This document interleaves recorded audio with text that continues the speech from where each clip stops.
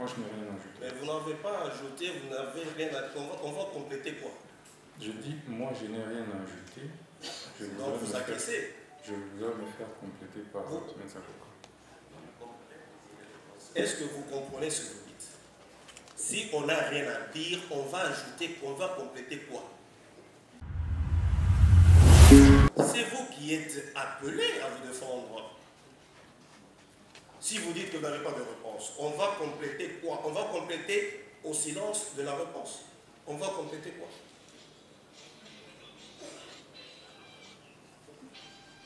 S'il y a des observations à faire, vous pouvez faire. Il n'y a pas, suivez s'il vous plaît. Il ne faudra pas qu'on donne à l'opinion l'impression que ça ne va pas. Vous êtes avocat de profession, professeur d'université, et vous savez ce que ça veut dire. Nous sommes dans un procès pénal qui concerne au premier chef, le prévenu. C'est lorsque le prévenu répond que ses avocats ou ses conseils peuvent le compléter. Mais si le prévenu dit qu'il n'a rien à dire, on va compléter quoi? Avec les infrastructures, l'urbanisme, l'aménagement et les affaires foncières, puisque on devrait intervenir dans la province du Nord Kivu pour avoir un terrain pour construire cette prison-là. Et les experts ont eu à travailler, ont fait plusieurs descentes, et finalement, les consortiums qui avaient gagné le marché, puisqu'on a suivi toutes les procédures, et on avait la nôtre. Quand les consortiums a été accepté à notre niveau, ils ont produit leur cahier des charges, et les ITPR ont validé les cahiers des charges. Une autre question de curiosité. Est-ce que pendant votre règne ou lors de votre passage à l'administration du ministère de la Justice, vous avez connu la cellule de gestion de projets et de marchés publics? Si oui, qui nomme les membres et selon quels critères? J'ai trouvé cette cellule et je n'ai touché personne. Et je les ai laissés. Sûrement, mes prédécesseurs les avaient mis en place. C'est une équipe qui existe depuis quelques années et que, en tout cas, je n'ai pas bougé. Ce sont eux les premières personnes avec qui nous travaillons d'abord au ministère avant d'aller en dehors du ministère. Et c'est cette cellule qui fait le suivi de ces différentes procédures qu'on doit faire pour aboutir à avoir la norme et à exécuter le projet.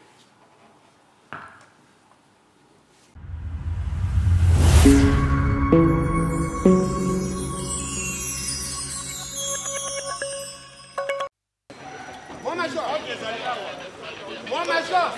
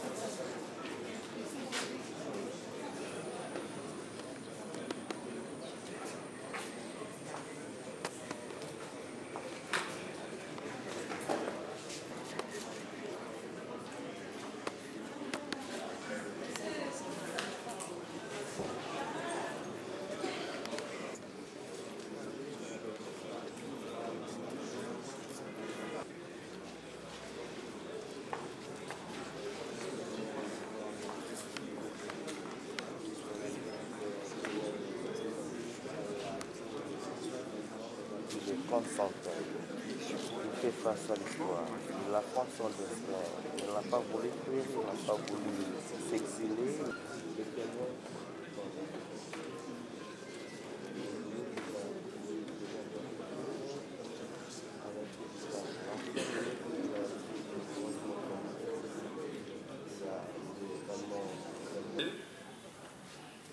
Et les magistrats qui Bamba, lorsqu'il a été donné signification de cette déclaration de réputation,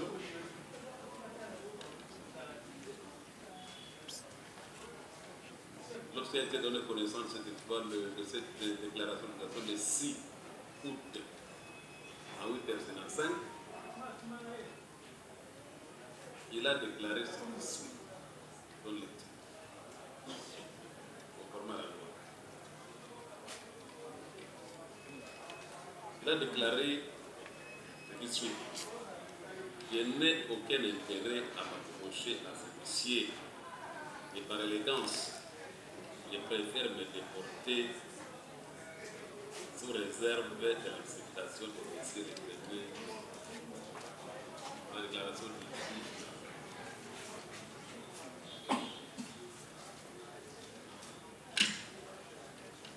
Il a également été donné signification de cette déclaration au magistrat Otudio Ngodi. Il a reçu l'exploit le 5 août 2025, mais il n'y a aucune déclaration au part. Je le vois dans le saluer.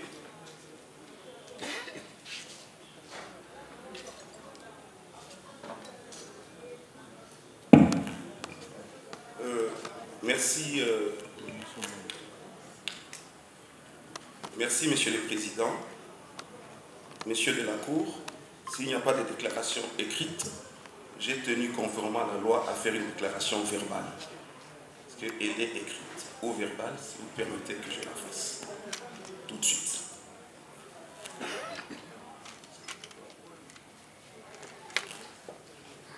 C'est conforme à l'article 50, alinéa 2. Ochudi Wongodi Okita, conseiller à la Cour de cassation, en réponse à la déclaration de récusation du prévenu dans la cause RP 22/CR. Le greffe de la Cour de cassation a acté le 5 août 2025 la déclaration du prévenu Constant Mutamba Tungunga, par laquelle il me récuse en ma qualité de juge composant les sièges dans la cause RP 22/CR, l'opposant au ministère public. Cette déclaration, me notifiée le même jour, donne droit à faire la présente déclaration verbale en vertu de l'article 50, alinéa 2 de la loi organique numéro 13/011-B du 11 avril 2013 portant organisation, fonctionnement et compétences des juridictions de l'ordre judiciaire. J'aurais pu légitimement attendre que la juridiction à laquelle j'appartiens, en tant que juge mis en cause, statue sur la récusation, toutes affaires cessantes, pour opposer ma défense à la partie récusante. Car, d'une part, la récusation d'un juge est une procédure strictement encadrée par la loi et ne peut être admise qu'en présence d'éléments sérieux, précis et concordants de nature à faire naître un doute légitime quant à l'impartialité. Et d'autre part, il ne peut être admis que la récusation soit instrumentalisée comme une stratégie de défense fondée sur un désaccord avec les contenus des décisions. Parce que le rabat que j'ai l'habitude de porter sur ma toge n'est pas un simple ornement, bien au contraire, il symbolise l'impartialité et parfois les sacrifices d'un ego pour une justice qui élève une nation. Monsieur le greffier, je vous prie d'acter mon déport dans la cause RP 22-CR. Je l'ai fait non pas par faiblesse, mais par honneur et par dignité. Non par crainte, mais par fidélité aux règles éthiques et déontologiques qui régissent ma profession de magistrat et qui donnent à la justice des hommes sa légitimité. Je l'ai fait, Monsieur le Président, non pour moi, mais pour cette justice qui n'a ni l'âge du prévenu, ni les visages des avocats, des partis ou le mien, mais celui du droit. Et par-dessus tout, je l'ai fait parce que j'ai une idée de la justice. Une justice qui ne s'exerce ni sous la dictature du populisme, ni sous celle de l'opinion. Je crois en une justice dont l'indépendance est non négociable, comme l'affirmait M. le Président de la République, chef de l'État et magistrat suprême, lors de son allocution à l'ouverture de la session ordinaire du 16 avril 2025 dans cette salle. Je décide donc de me déporter au nom de l'exigence constitutionnelle d'impartialité qui doit fonder la confiance du prévenu ici présent pour que la justice demeure un sanctuaire à la hauteur de la mission des juges, dire les droits et être compris. Je vous remercie. Et cela étant, votre cour ne devra tirer conséquence de cet état de choses et constater que cette procédure de récusation n'a plus d'objet, étant donné que les juges concernés se sont déportés volontairement. Ainsi, vous déterminerez les frais comme de droit, nous avons dit.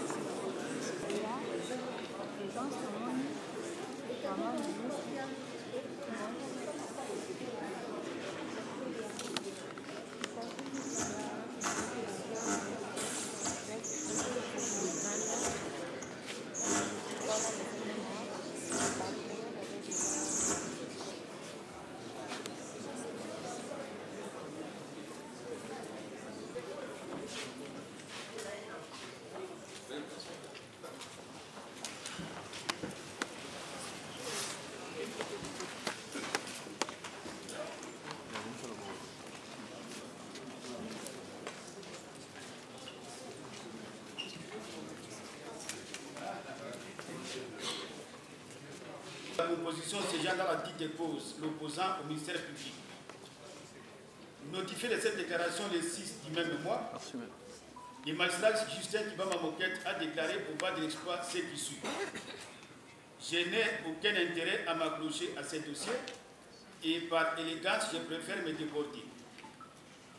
Pour sa part, notifié de la même déclaration le 5 août 2025, le magistrat Thomas Oudjoudi Wongo Tokita a, dans une déclaration lue à l'audience, conclut comme suit.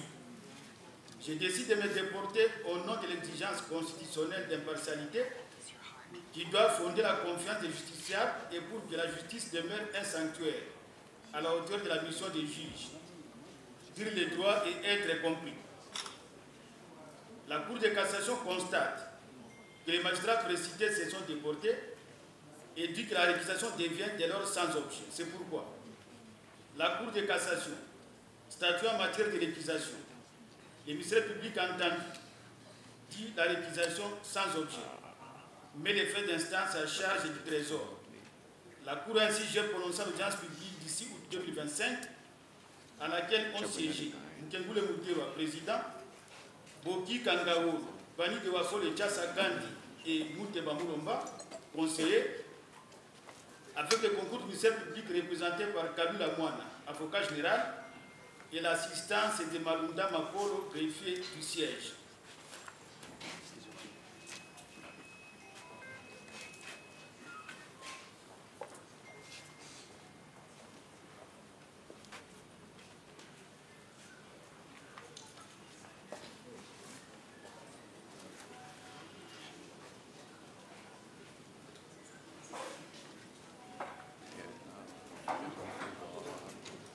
Vous devez vous en tenir à la discipline de la cour. Vous en tenir à la discipline de l'audience.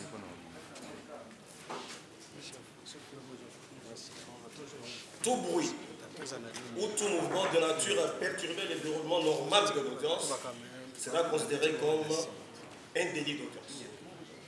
On se le dit.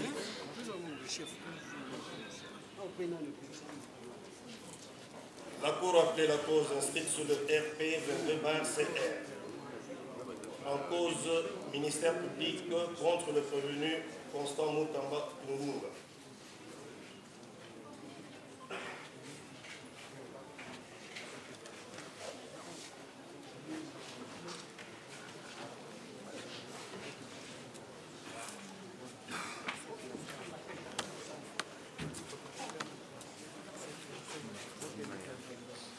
Je voudrais, avant de passer, la Cour voudra, avant de passer la parole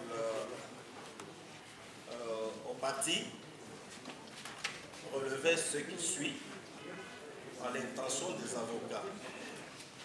Sauf si les choses ont changé dans l'entretemps, parce que devant la Cour il y a autant de bâtonniers, l'instruction ou la décision du Conseil national de l'ordre faisant état de ce que des avocats, des barreaux qui ne sont pas ceux de juridiction où ils prestent présentement, ces avocats-là doivent être munis de l'autorisation de leurs barreaux respectifs et que cette autorisation doit être approuvée par le bâtonnier de l'ordre du barreau dans lequel se trouve la juridiction qui est citée.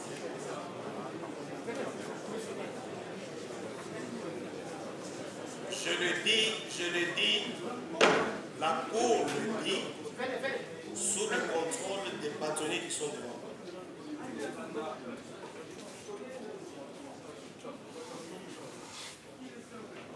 Encore une fois, la Cour vous dit qu'elle est en train de se référer à cette décision du Conseil national de l'ordre sous le contrôle des bâtonniers qui sont devant elle.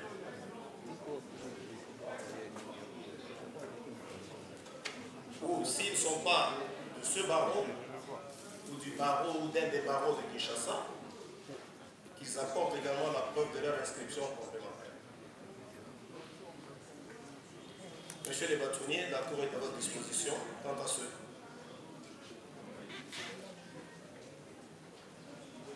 Merci beaucoup, Monsieur le Président, de la parole que vous nous accordez.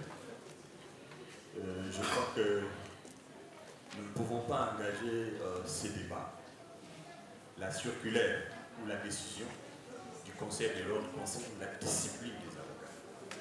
Et il y a, à ce qui concerne la discipline des avocats, nous, en tant qu'autorité ordinaire, nous avons cette charge.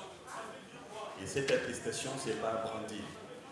S'il y a des gens qui brandissent ces attestations, ce n'est pas ça dans la logique de la décision devant la Cour. C'est entre nous, avocats, nous savons, lorsque vous n'avez pas cette attestation, c'est que nous devons faire. Voilà en ce qui concerne l'élément d'éclairage que nous voulons apporter et que cela relève de la discipline, des barreaux. Et ça n'a rien à voir avec la Cour là-dessus. Et encore que ici, dans cette hypothèse, nous sommes devant la Cour de cassation. Il n'y a qu'une seule Cour de cassation. Une seule Cour de cassation. Et du fait que nous avons participé à l'élaboration de cette décision, nous connaissons la ratio de cette décision. Voilà pourquoi nous avons voulu vous reproduire et que si votre époux laisserait nous, autorités ordinaires, s'occuper de cette décision en ce qui concerne les attestations, c'est une question interne au niveau des barreaux, je dis.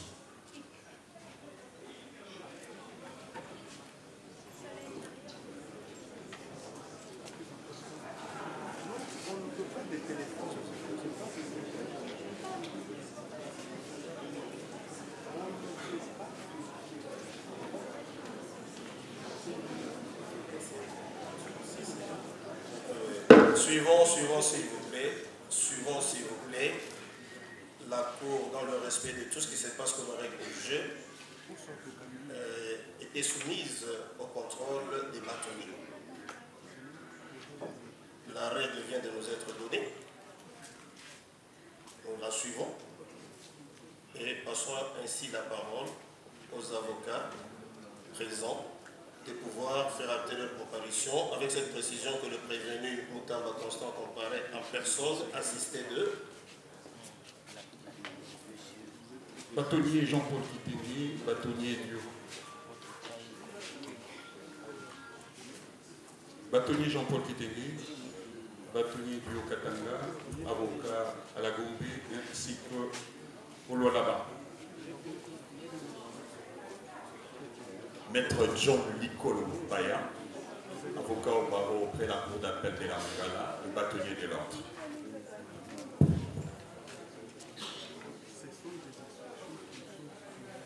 Konde Waboma, avocat près des cours d'appel de Kinshasa et bâtonnier honoraire du barreau près de la Cour d'appel de Kinshasa. Bâtonnier Maurice Kanyama Moudissu, barreau de Romandie et d'autres barreaux. Maître Toussaint Ekombe Petit, barreau de Kinshasa Gombe, barreau de Kinshasa Matiki, doyen honoraire du Conseil du Genre. Maître Emif Munganga Tishugi, avocat au barreau de Kinshasa Gombe. Maître Zenon Bikile Kiwobo, avocat au barreau pour la Cour d'appel de Maïdombe, membre du Conseil du Dillon.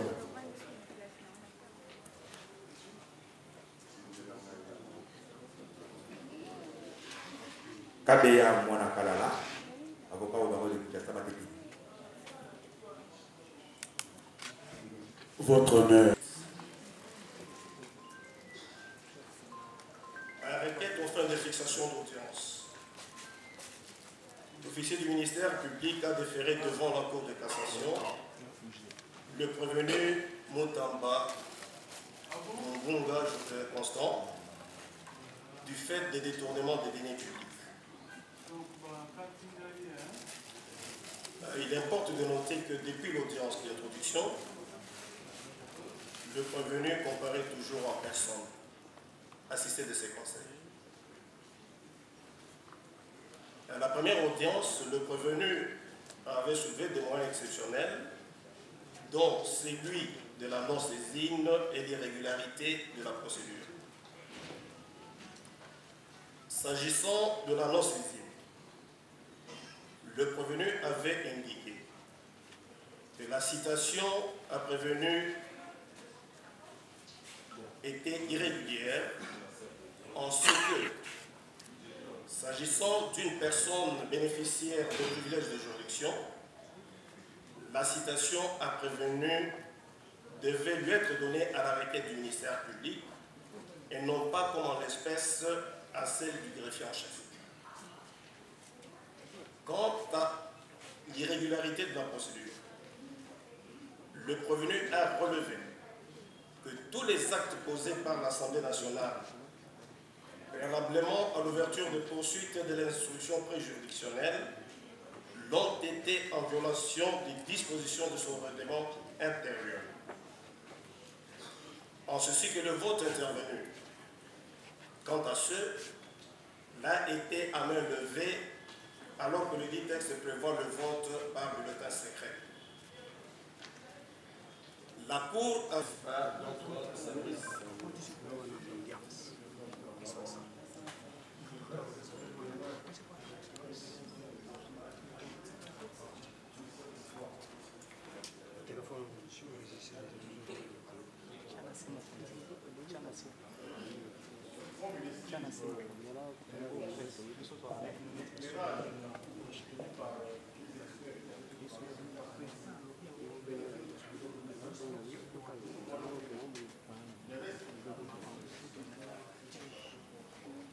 Premier moyen, en indiquant aucune irrégularité d'acte de procédure ne peut entraîner leur nullité que si elle nuit aux intérêts de la partie adverse. La comparution du prévenu à cette audience suffisait pour ouvrir ce vice s'il y avait vice. Pour ce qui est de l'irrégularité de la procédure pénale, la Cour a dit qu'elle n'était pas compétente pour censurer des actes d'assemblée. L'instruction s'est donc poursuivie avec le jeu des questions-réponses. Et avant de lever la séance, la Cour avait posé au prévenu la question suivante. Quelle est la valeur juridique de la grille de répartition des fonds destinés à Frivao établie par l'IGF par rapport au texte créant cet établissement public? Le prévenu n'y avait pas répondu. À l'audience suivante, il avait en liminaire fait savoir à la Cour de séance que par requête adressée à la Cour constitutionnelle, il avait saisi cette juridiction pour statuer sur l'inconstitutionnalité de l'arrêt de rejet de son moyen sur la non-saisine d'une part, et d'autre part sur les actes d'assemblée pré-rappelés, demandant ainsi à la Cour de séance de surseoir à statuer conformément aux dispositions de l'article 162 de la Constitution. Réagissant à cette demande, la Cour de cassation a indiqué que, selon l'esprit et la lettre de l'article 162 susvisé, la surséance à statuer n'est concevable que si l'exception d'inconstitutionnalité est soulevée par voie d'exception devant la juridiction qui connaît de l'affaire, ce qui n'est pas le cas en l'espèce du fait que la Cour constitutionnelle est saisie par voie d'action. Revenant à la charge à cette même audience, le prévenu a soulevé la même exception devant la Cour de cassation, estimant cette fois-là, que c'était par voie d'exception. En réaction, la Cour de cassation a répondu en estimant que dès lors que la Cour constitutionnelle est saisie par voie d'action, l'exception d'inconstitutionnalité soulevée par voie d'exception est sans objet, outre qu'elle constituait un abus de procédure. Et avant de lever la séance de ce jour-là, le ministère public, le prévenu ainsi que la Cour avaient donné la liste des personnes à entendre ou à citer comme témoins à charge et à décharge. À l'audience qui venait, les témoins qui avaient été cités ont été présentés à la barre. Deux seulement, en tant qu'experts, ont été entendus. Il s'agit de l'expert de l'ARMP, Autorité de régulation des marchés publics, ainsi que celui du ministère des ITPR. Le premier s'était présenté sur les procédures relatives à la passation des marchés publics, plus particulièrement sur celui de gré à gré. Le deuxième s'est focalisé sur la collaboration entre le ministère des ITPR et les ministères sectoriels en matière de passation des marchés publics. Voilà en substance, messieurs les membres de la composition, le résumé de la procédure qui avait précédé l'audience de ce jour.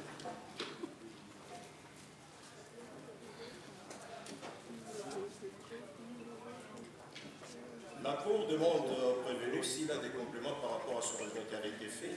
Comme ça, le greffier va tester. Vous avez la parole, maître. Prévenu, vous pouvez répondre, et puis si vous arrêtez quelque part, vos conseils peuvent vous compléter. Non, je peux le faire compléter directement. Moi, je n'ai rien ajouté. Mais vous n'avez pas ajouté, vous n'avez rien à...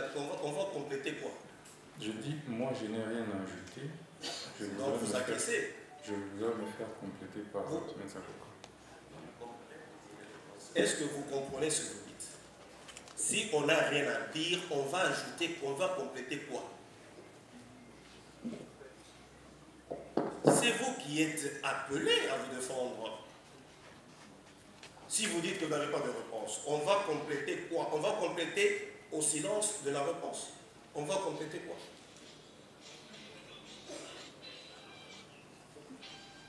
S'il y a des observations à faire, vous pouvez faire. Il n'y a pas, suivez s'il vous plaît.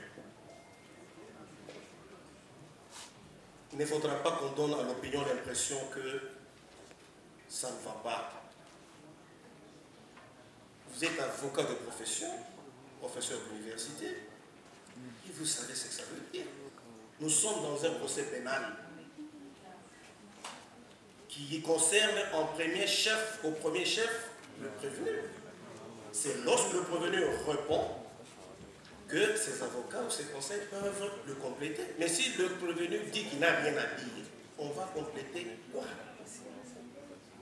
Quel élément on va compléter sur une réponse qui n'existait pas? C'était résumé juste le fait de faire soit des observations, soit ajouter ce qu'il y a lieu d'ajouter, pour que l'on soit tous sûrs, on puisse se mettre sur la même longueur d'onde. Oui, monsieur le bâtonnier.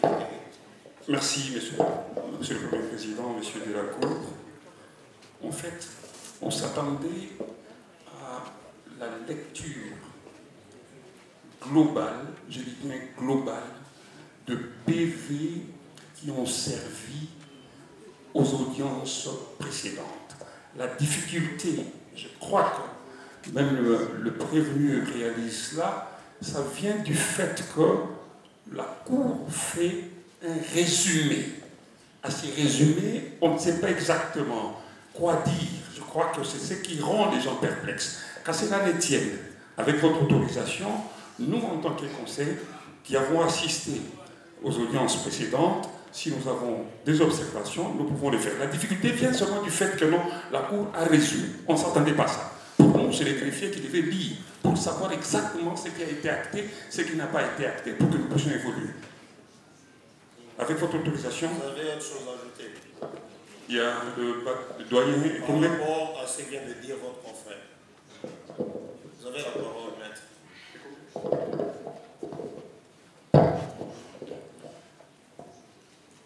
Il y a deux manières de procéder quand il faut rouvrir les débats. Soit on résume les débats antérieurs, on fait un résumé des débats antérieurs, soit on donne lecture des procès-verbaux des audiences qui ont déjà eu lieu. Vous venez de donner lecture, vous venez de faire un résumé des débats antérieurs. Il s'est fait que votre résumé, certains éléments, certains détails. Voilà pourquoi le bâtonnier souhaite que la Cour donne la parole au greffier pour qu'il procède à la lecture du PV. Moi, j'ai noté des détails que la Cour n'a pas relevé dans le résumé fait par le président de chambre. Par exemple, vous avez dit, monsieur le président, que avant d'élever l'audience à une audience antérieure, une question avait été posée à notre client de savoir la nature juridique de la lettre de l'IGF qui lui donnait la clé de répartition des fonds venus de l'Ouganda et que notre client n'aurait pas répondu à cette question. C'est vrai, il n'a pas répondu, mais il y a une raison que vous n'avez pas relevée. Il n'a pas répondu parce qu'il était malade, il ne tenait plus sur ses deux jambes et qu'il devrait aller rentrer chez lui, voir son médecin, prendre les médicaments et prendre aussi le repos qui suit la prise de ces médicaments. Cela avait été dit ici et vous n'avez pas résumé ça. Parce que quand vous faites le résumé comme vous venez de nous le dire ici, l'impression qu'on retient, c'est qu'il a refusé de répondre. Il n'a pas refusé de répondre. Parce que la réponse, elle est là, elle est toute simple. Vous allez poser encore les questions, il va y répondre. Donc, il faut, nous demandons à la Cour d'ajouter dans son résumé cet élément-là. Il n'a pas répondu parce qu'il était malade. L'heure à laquelle il devrait prendre ses médicaments était dépassée et il devrait... Vous avez déjà entendu, maître. Je continue. La Cour a retenu dans les observations, d'abord, heureusement que vous l'avez dit, il y a deux manières de faire les choses lorsqu'il s'agit de la réouverture des débats. Vous l'avez bien signalé, et que c'est conformément à la loi, que lorsqu'il y a ouverture des débats, soit le greffier procède à la lecture des PV des audiences antérieures, soit le président de la composition en donne le résumé. Et c'est ce que la Cour a fait. Rien contre la loi. N'est-ce pas? Elle vous demande de faire des observations. L'observation que vous venez de faire est actée que le fait pour le prévenu, à la question de savoir la valeur juridique qu'il donnait à ce qu'on appelait l'acte ou la décision de répartition ou la grille de répartition, la clé de répartition des fonds venant de l'Ouganda, c'est acté que le prévenu, ce n'est pas qu'il a refusé de répondre, mais qu'il était empêché compte tenu de son état de santé. C'est acté. Autre observation? Autre observation, c'est que toujours dans le cadre de ces dossiers, il y avait une autre composition dont deux membres venaient de faire l'objet d'une récusation par le prévenu. Et les deux membres, ils ont préféré se déporter. Donc, dire seulement qu'ils se sont déportés, sans savoir pourquoi ils se sont déportés, ils ne l'ont pas fait de gaieté de cœur. Sur ce point, la Cour vous arrête. Merci. Merci beaucoup. Oui, Monsieur le Président. La partie prévenue n'a jamais eu de débat avec la Cour de cassation.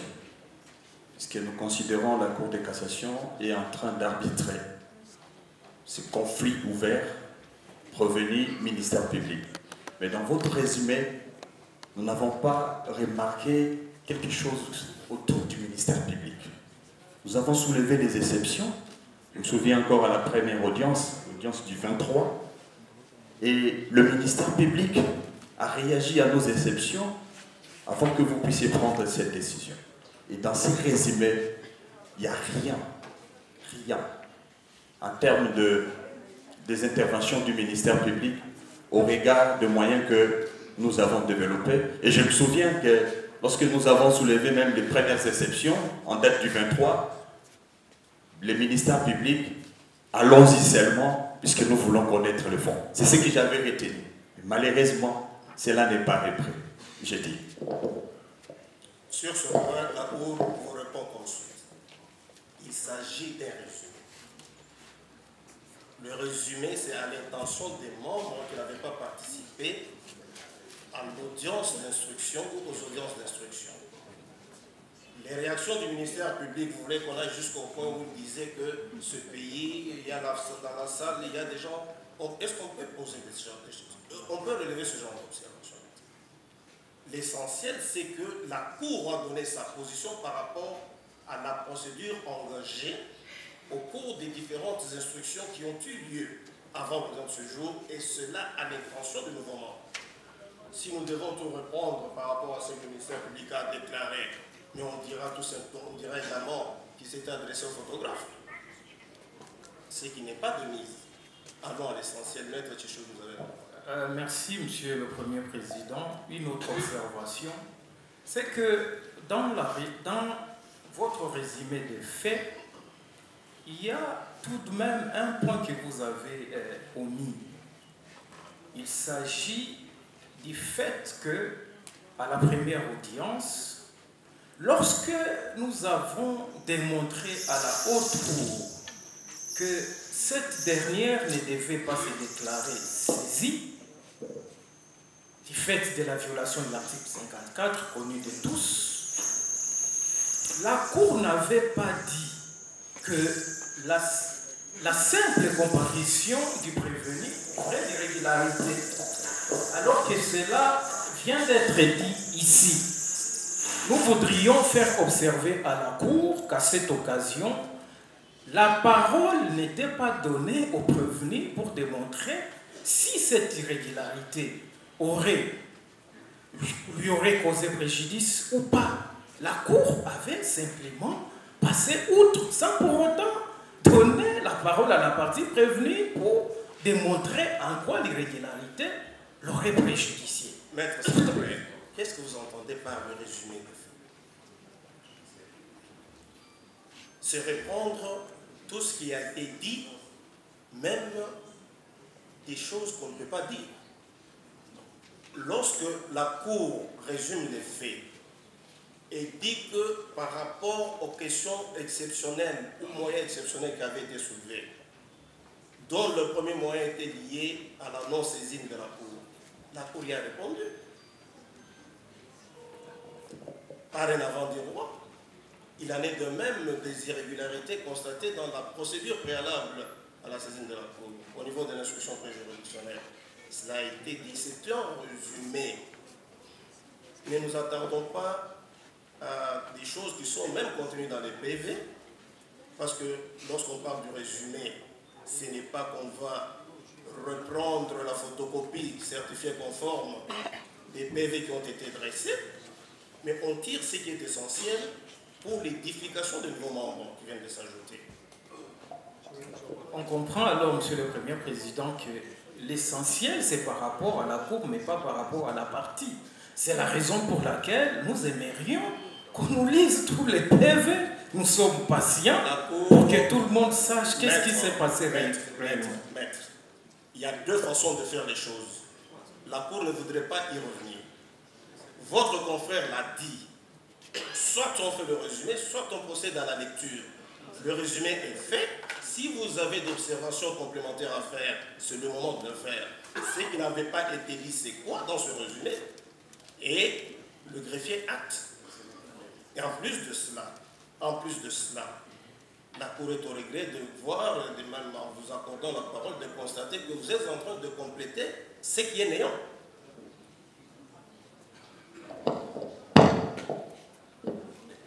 Ce n'est que ça.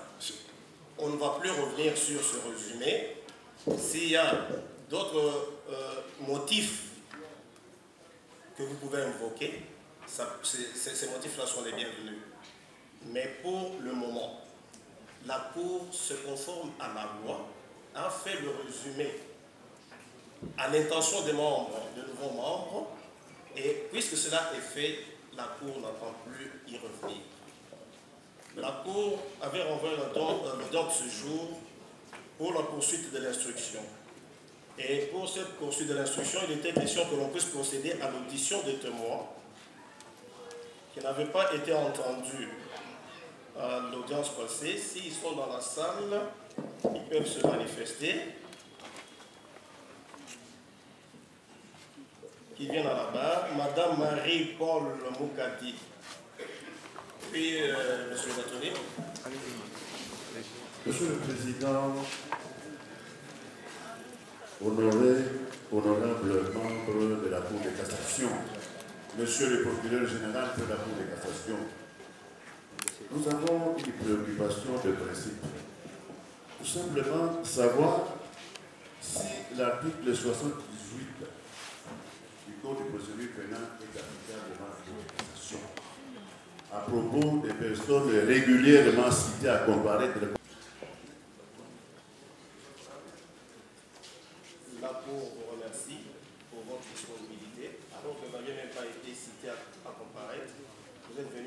certains devoirs d'État.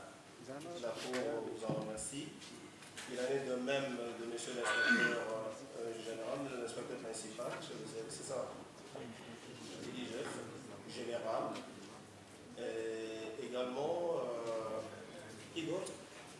Le ministre. S'il vous plaît, monsieur, je voudrais vous asseoir. Madame Rose, je voudrais vous asseoir. Monsieur le Président,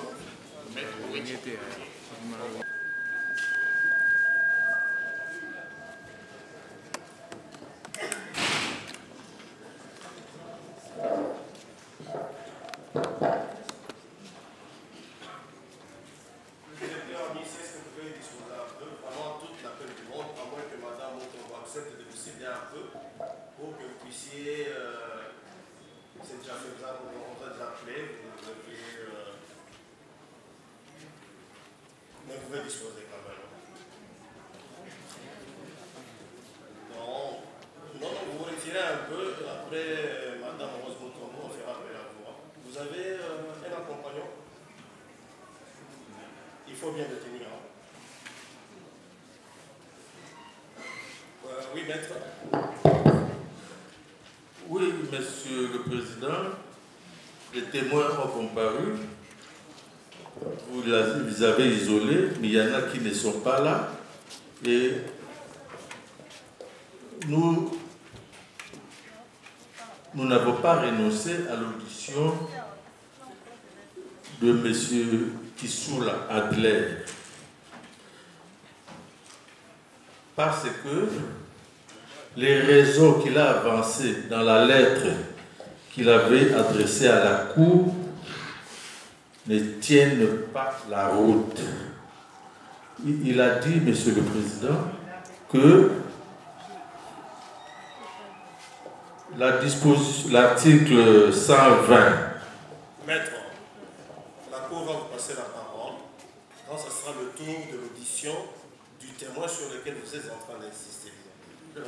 Excusez, Président. La Cour ne va pas vous suivre sur cette voie-là. Vous avez cité M. Kissoula comme témoin. La Cour voudrait en finir avec les témoins qui sont présents et tirera les conséquences de ceux qui ne se sont pas présentés. Est-ce qu'on doit faire un débat autour de ça? Madame, vous avez vos pièces d'identité?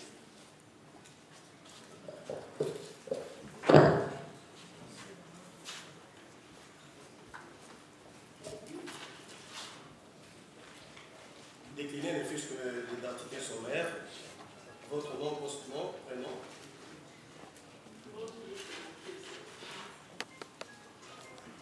Il y a un micro là-bas, il n'est pas infecté.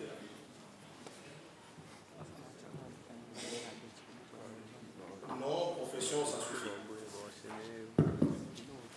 Rose Mutombo Kiese, Rose, premier avocat général près le Conseil d'État, ministre honoraire d'État à la justice. D'accord. Vous avez été cité par le prévenu, Constant Mutamba. La question est posée à ce dernier. Sur quel point, quelle question proposez-vous à la témoin ici présente en relation avec les faits qui vous sont reprochés?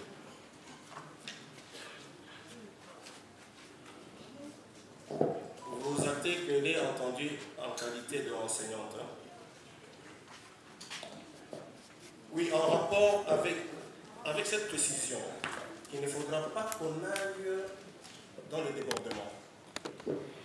Qu'on ait des questions précises, 1, 2, 3, 4, 5 000, en rapport avec les faits reprochés au prévenu. Si vous réposez la première, la deuxième, la troisième, et ainsi de suite. Vous en avez combien? Bon, peut-être une, peut-être deux. D'accord, maître. La Cour vous passe la parole. Oui, la question que nous demandons à la Cour de bien vouloir poser à Madame Rose Mutombo est la suivante. Qui est l'auteur de la répartition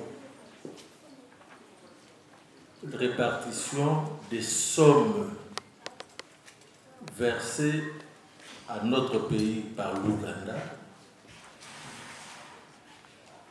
que l'IGF Alingete avait communiqué aux prévenus dans une correspondance versée au dossier. L'auteur de cette répartition, c'est qui? La clé de répartition. Vous avez une autre question? Le compte ministère de la Justice, ministère de la Justice, Frivao, est-il différent du compte de l'établissement public Frivao ou c'est le même compte? Le compte ministère de la Justice Frivao est-il différent du compte de l'établissement public compte bancaire de l'établissement public Frivao? Et la clé de répartition. C'est tout? Dans un premier temps. Ça a des rapports avec les faits reprochés au prévenu? Oui, absolument. C'est ça le débat même.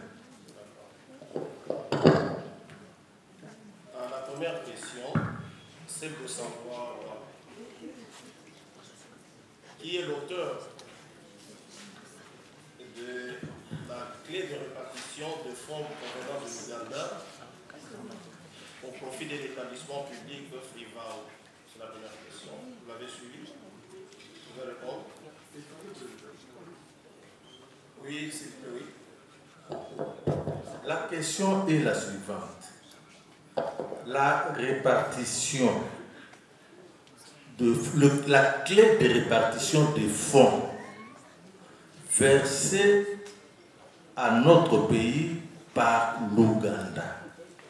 Qui en est l'auteur? Pas seulement l'argent versé à Frivao, c'est tout l'argent venant de l'Ouganda, versé dans notre pays, sur pied de la décision de la Cour internationale de justice. Qui est l'auteur de cette clé de répartition? La différence, c'est que les fonds destinés à la République démocratique du Congo et non pas à Frivao seulement. C'était ça la décision de la Cour internationale. Ils ont précisé leur question, enfin le prévenu a précisé sa question.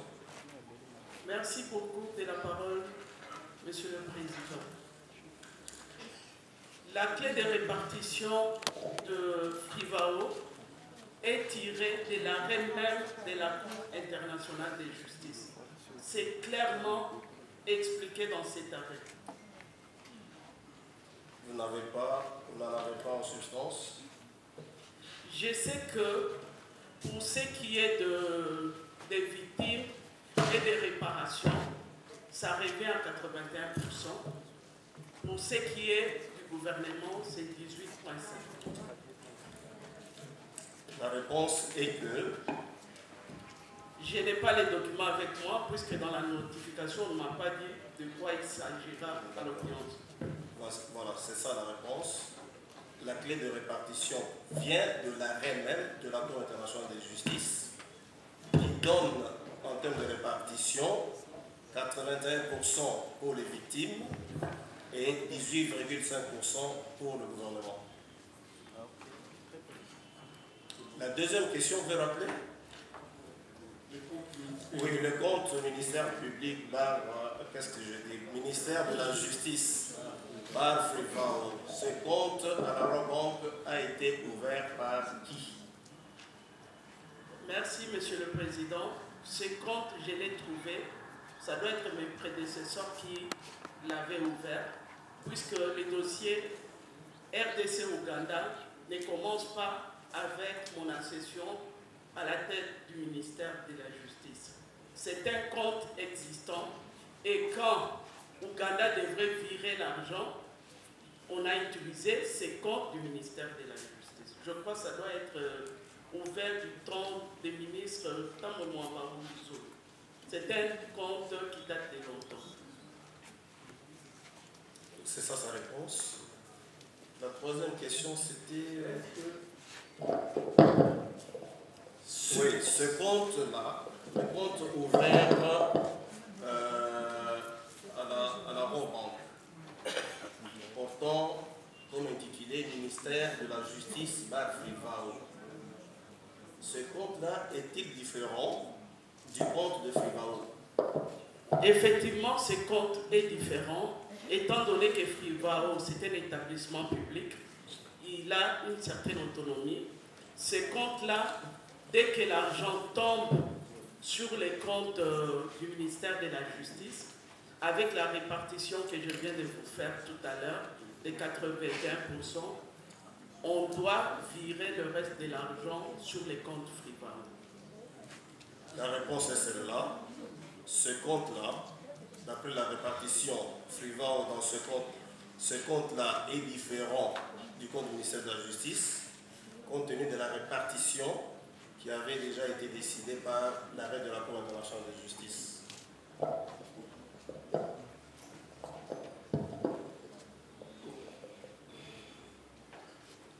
Oui, allons-y. Oui, Monsieur le Premier Président, nous avons une petite question à faire poser à Madame, si elle peut nous fixer de la manière dont les répartitions sont faites au niveau de la banque.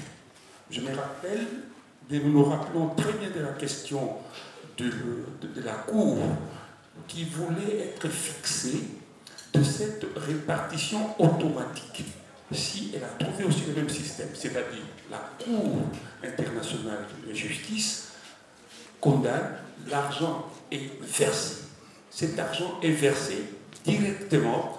Vous avez des répartitions qui sont faites. Est-ce que c'est une instruction qui a été donnée directement à la banque ou bien c'est la banque qui le fait d'elle-même? Vous avez compris la question? Oui, j'ai bien compris la question. Vous pouvez y répondre. L'argent tombe sur les comptes du ministère de la Justice. Et étant donné qu'il y a la répartition de ces différentes quotités, c'est au ministre de la Justice, qui est le ministère des tutelles, qui vire sur les comptes de Frivao. Puisqu'en Ouganda, on ne connaît pas Frivao. En Ouganda, on connaît le ministère de la Justice, le gouvernement. C'est ainsi, quand cet argent arrive, le ministre des tutelles de la Justice a l'obligation de virer cet argent sur les comptes Frivao, mais les quantités qui reviennent à Frivao. La question, on y a répondu. Vous avez une autre question? Oui. Les 18% du ministère de la Justice, qui gère ça? Parce qu'il y a... Vous n'avez pas la réponse là, vous. Non, on va poser la question. On va poser la question. Ça Parce va. que vous gérez en même temps le ministère de la Justice, vous n'avez pas cette réponse. Ou bien vous voulez comparer. Elle est évidente. Oui. La réponse est évidente. La réponse c'est laquelle? On peut lui poser cette question?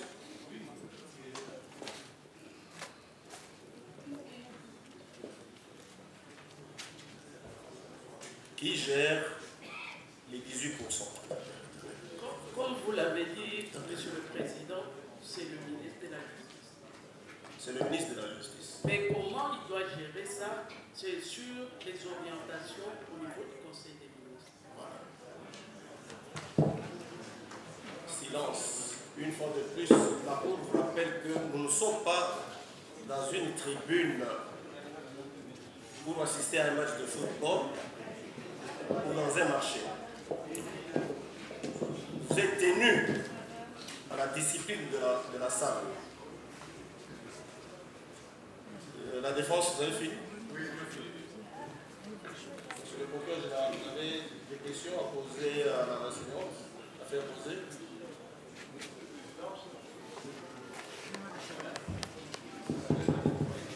Monsieur le Président, nous sommes satisfaits parce que nous sommes réconfortés dans notre position. L'argent doit éviter les réactions à la Cour de cassation. Où sommes-nous? Monsieur le Président, nous sommes satisfaits et réconfortés dans notre position. Nous restons dans le cadre du contrat judiciaire de 19 900 000 $. Ont-ils été dépensés en accord avec le gouvernement ou sur initiative propre du prévenu? Et nous avons la réponse. Donc, nous n'avons pas de préoccupation particulière parce que nous sommes satisfaits avec l'éclairage de renseignante devant votre liste de cours. Merci.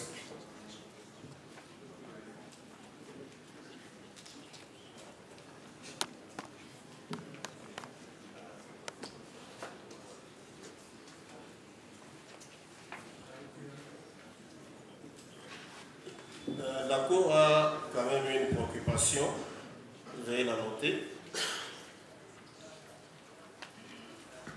La Cour voudrait savoir, parce que vous avez eu à gérer le département ministériel de la justice, en votre temps, avez-vous eu quand même à un certain moment des initiatives pour construire ou réhabiliter une ou plusieurs prisons? Oui, Monsieur le Président. On a eu à présenter le projet de la construction de la prison de Saké à Goma. Et la note d'information a été présentée au Conseil des ministres. Mais ce qui est différent pour ce contrat-là, c'est un partenariat public-privé. Au Conseil des ministres, j'ai dit que le Trésor public n'a pas de l'argent pour la construction des prisons telles qu'il y avait lors des autres conseils des ministres. Et que j'ai une proposition à faire au gouvernement qui pouvait nous avancer. Et j'ai présenté dans une note d'information lors d'un conseil des ministres ma proposition qui a été validée. C'était quoi exactement? La majorité de nos prisons sont construites dans les centres-villes, puisque dans les temps du temps colonial, il n'y avait pas autant de population. C'est ainsi que la prison de Mouzézé, qui est en plein centre-ville, dérangeait les différentes populations environnantes. Quand j'ai présenté ces projets, on a eu à nous réunir avec les différents ministères sectoriels qui interviennent. On a été avec les infrastructures, l'urbanisme, l'aménagement et les affaires foncières, puisqu'on devrait intervenir dans la province du Nord Kivu pour avoir un terrain pour construire cette prison-là. Et les experts ont eu à travailler, ont fait plusieurs descentes, et finalement, les consortiums qui avaient gagné le marché, puisqu'on a suivi toutes les procédures et on avait l'anneau. Quand les consortiums a été accepté à notre niveau, ils ont produit leur cahier des charges et les ITPR ont validé les cahiers des charges. Et chaque fois, malheureusement, cette prison, on avait terminé déjà les gros ouvrages, il restait les finitions et la guerre a éclaté. C'est déjà tollé, c'était une prison de 3500 personnes construite sur des normes modernes. C'est-à-dire quoi? C'est-à-dire il y avait les centres de loisirs, il y avait les ateliers de formation professionnelle, il y avait le cafétéria, il y avait l'infirmerie, et on est arrivé là, ça n'a pas évolué. Et que, avant qu'on commence les travaux, j'avais tous les documents des ITPR avec la validation de cahier des charges, et même quand la construction a commencé, les ITPR étaient sur terrain pour voir, et ils descendaient avec mes équipes et l'aménagement du territoire, le ministère de l'aménagement du territoire, chaque fois au niveau des cours. C'est l'expérience que j'ai vécue pendant mon passage au ministère, et que cette prison, elle est là. On ne sait pas continuer tous les travaux restants, mais le contrat est là et il est encore viable. Merci. D'accord. Une autre question de curiosité. Est-ce que pendant votre règne ou lors de votre passage à l'administration du ministère de la Justice, vous avez connu la cellule de gestion de projets et de marchés publics? Si oui, qui nomme les membres et selon quels critères? J'ai trouvé cette cellule et je n'ai touché personne. Et je les ai laissés. Sûrement, mes prédécesseurs les avaient mis en place. C'est une équipe qui existe depuis quelques années et que, en tout cas, je n'ai pas bougé. Ce sont eux les premières personnes avec qui nous travaillons d'abord au ministère avant d'aller en dehors du ministère. Et c'est cette cellule qui fait le suivi de ces différentes procédures qu'on doit faire pour aboutir à avoir la norme et à exécuter le projet.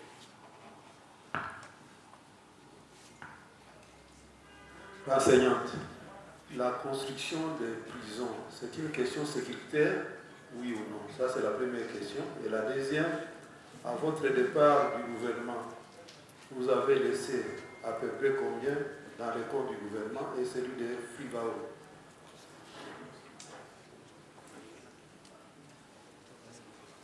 La construction de la prison, elle est sécuritaire. Elle peut ou ne pas être sécuritaire. Elle est sécuritaire surtout pour ce qui est de provinces dans l'état de siège.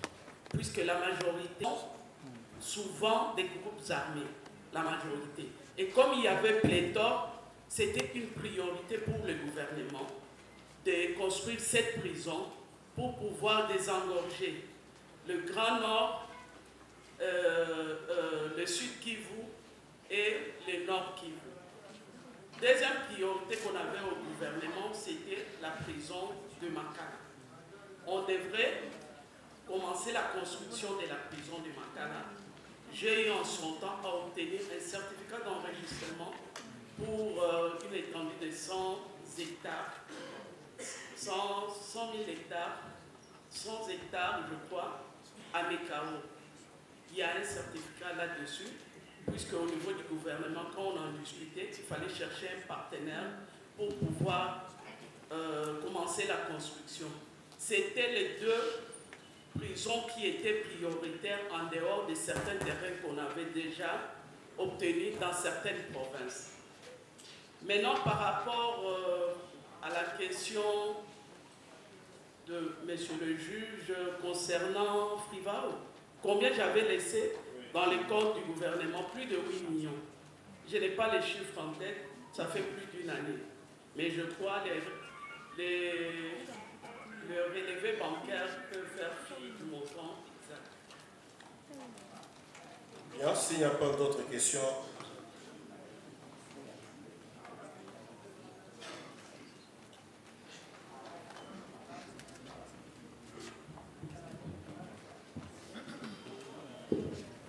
Une question également de curiosité. Les contrats. Lorsqu'il a été question de construire la prison à Goma, je crois que c'était à ça que ça devait avoir lieu. Les travaux ne sont même pas allés jusqu'à terme.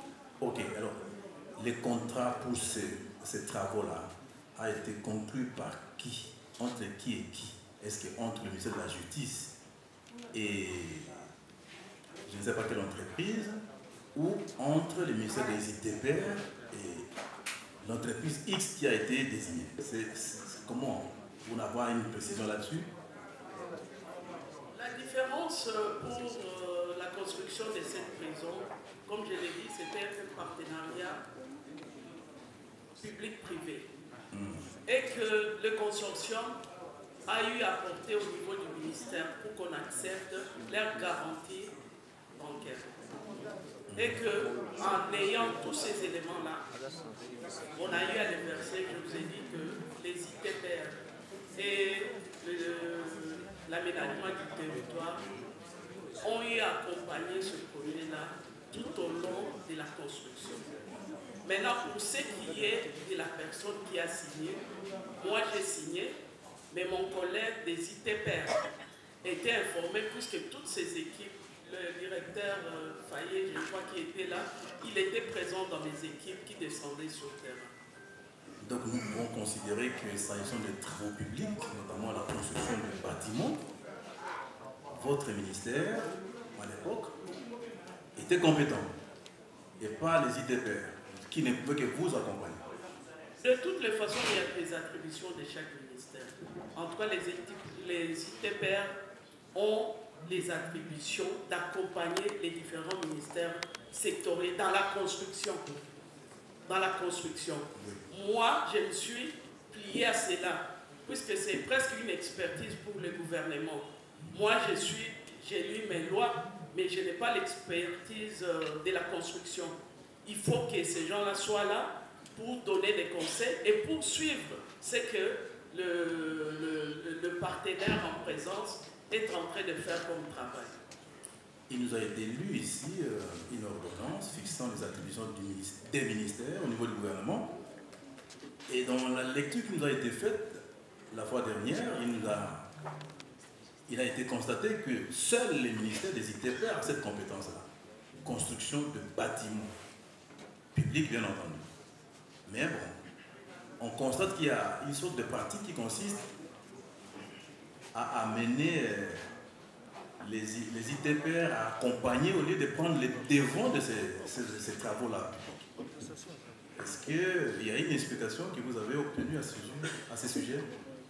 Je ne sais pas, je n'ai pas suivi ce qui s'est passé la fois passée, mais de toutes les façons, il y a eu un expert des ITPR qui était là. Je crois qu'ils sont compétents de donner des plus amples explications par rapport à leurs attributions. Moi, je parle de mon ministère. En son temps, pour moi, je ne pouvais pas avancer dans un tel projet sans l'expert du gouvernement en matière de construction. D'accord. Comme il n'y a plus de préoccupations à l'égard de la renseignante, la Cour la libère et lui présente ses remerciements pour cela.